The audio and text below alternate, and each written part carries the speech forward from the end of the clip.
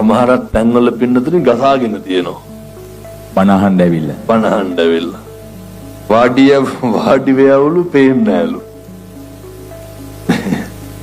ඉස්මම මේ දැන් මේ පටිගත කරන හින්දා තැන කියන්නේ නේ. ඔය මීටර් ටිකක් නුදුරු තැනක ගැහුවා පිටිපස්සෙන් ඇවිල්ලා ඊ. අර කිව්වලු හිටගෙන ඉන්නවලු පිටිපස්සට පේන්න අපේ අම්මා කෙනෙක්. පින්නතුනි මේ අර Tamanට තියෙන හොඳම දේ දෙන්න පරිත්‍යාග කරන්න අතාරින්න. Tamanගේ තියෙන වටිනාම දේ දෙන්න. සුගේනෝනේ හාමුදුරුවෝ අපිට කියනවා හාමුදුරුවෝ අතාරින්නේ නැහැ කියලා. එමෙති හාමුදුරුවන්ට අතාරින්න හාමුදුරුවෝ ගා මොනක් තියෙන්නේ? චෛත්‍ය ගෙදර උස්සගෙන යන්නද හැදුවා කියලා. විහාර විකුණන්නද හදලා. දැන් හාමුදුරුවෝ එව්වම කරලා බණමඩුව හදනවනේ නේ. හදලා බණමඩුව මොකද කරන්නේ? උන්වහන්සේ කාටද දෙන්නේ බණමඩුව? ගෙදරට දෙනවද? එහෙම මේ හාමුදුරුවන්ට මොකවත් නැහැ. දැන් කියන්නේ පන්සලේ ගොඩ ගහගෙන ඉන්නවා කිරි පිටි සීනිත ඒගොල්ලෝ කියලා. ඒත් එක්කම අපේ හාමුදුරනේ විශේෂයෙන්ම කියන කාරණාවක් තමයි ලොකු වාහනවල වඩින්නේ කියලා. ඒව දන්නේ කොහොමද හම්බුනේ කියලා.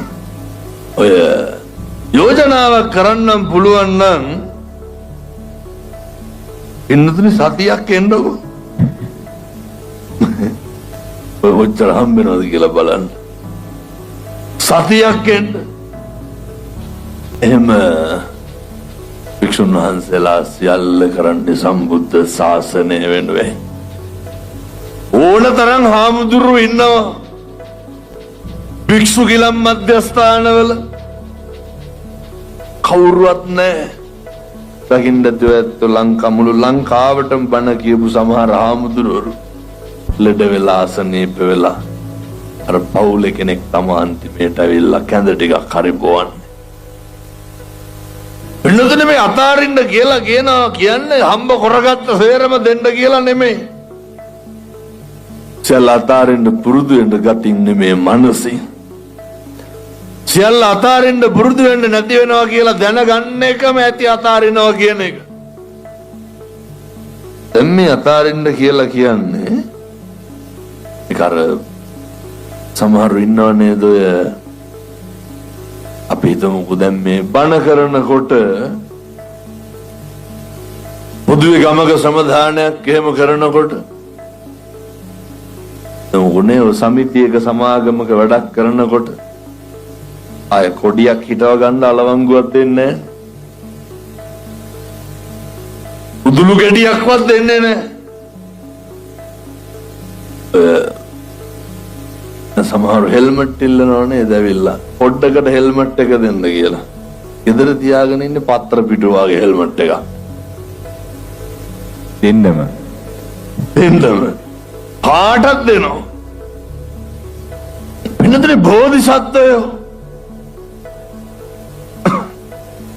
සිද්ධාර්ථ බෝසත් අවදීයේදී උන්වහන්සේට මාලිගා 3ක් තිබ්බා. මං කියන්නේ මේ අර ජීවිතේ කවදා හරි යෝන මහා ඉහළයි කියන දේවල් වල નિසරු භාවයේ දකින්න පුරුද්දක් තියෙන්න ඕනේ. දැන් බෝධිසත්වයන්ට බුද්ධත්වයේ ලබන ආත්ම භාවයේ අපිට නම් පින්නතුනේ බිරිඳ විවාහ වුණාට පස්සේ පළවෙනි දරුවා හම්බෙනවා කියලා කියන්නේම ඒක මංගල කාරණයක් වගේ බැඳීම වැඩි. හැබැයි රාහුල කුමාරයා ඉපදුනා කියලා දැනගත්ත ගමන් බෝධිසත්වයෝ මොකද කරේ? අර බැඳීම කියන එක තේරුම් ගත්තා. පින්නතුනේ 108ක් බමුණු ඇවිල්ලා නම් තියෙනකොට 8ක් බමුණු කියනකොට ජීවිතේ හිටියොත් සක්විත රජ වෙනවා. පැවිදි වුණොත් බුදු වෙනවා කියලා කොණ්ඩඤ්ඤ බමුණ කියනවා. ඉරහඳ සපත කරලා කියනවා බෝධිසත්වය බුදු වෙනවා කියලා. සුද්ධෝදන රජුරෝ කිමුල්ලත් පුරේ එක යාචකෙක් දුකක් හිතන කාරණයක් ලෙඩෙක් මහල්ලෙක් කොතනකවත් තිබ්බේ නැහැ.